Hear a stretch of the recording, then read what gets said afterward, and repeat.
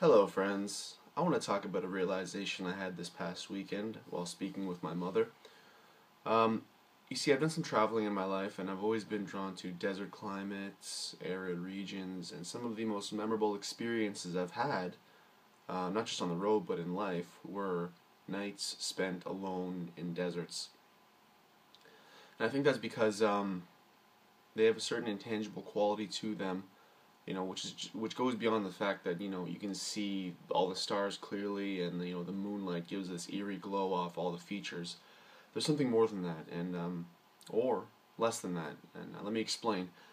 If you walk down a city street and you start to imagine things, there's lots of sensory stimuli to pull you out of that, or stimulus to pull you out of that, whether it's a car horn, or the smell of a hot dog vendor, or a jackhammer going off, or somebody bumping into you.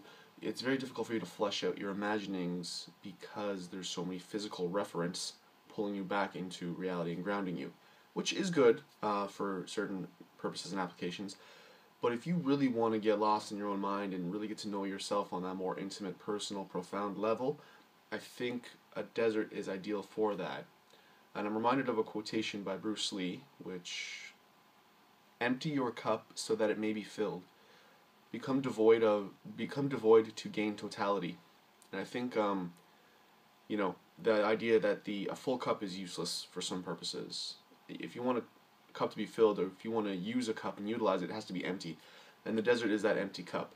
And whatever you imagine fills up that desert and populates it, and the desert climate really allows things to become more fleshed out, and you get to know your mind, and you get to things that there was a night where I, for all intents and purposes, probably went crazy in the south of Spain, in Andalusia, in the desert, because I convinced myself in the eerie moonlight and the barrenness that my circumstances were different than they actually were, and that I was in a place that I was actually not in.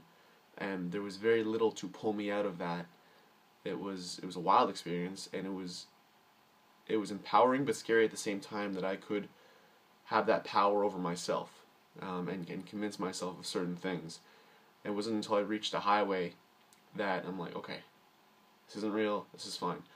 But I would repeat that experience again if I could. It's an emotionally taxing one, it's exhausting. You experience not just wonder, but fear. And that's why it's not for everybody. And I mean, I think it is for everybody, but you have to be ready for it, which thankfully I was at the time. And I think this is really the logic behind sensory deprivation tanks. I don't know if you've ever seen that episode of The Simpsons where Homer and Lisa, each get in one and have these profound spirit journeys.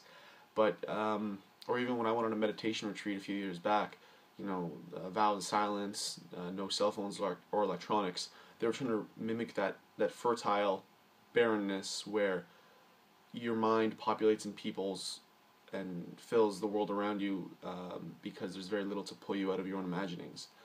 And I think a desert is ideal for that, and it's probably one of the reasons I've always been drawn to it, or had these powerful experiences there.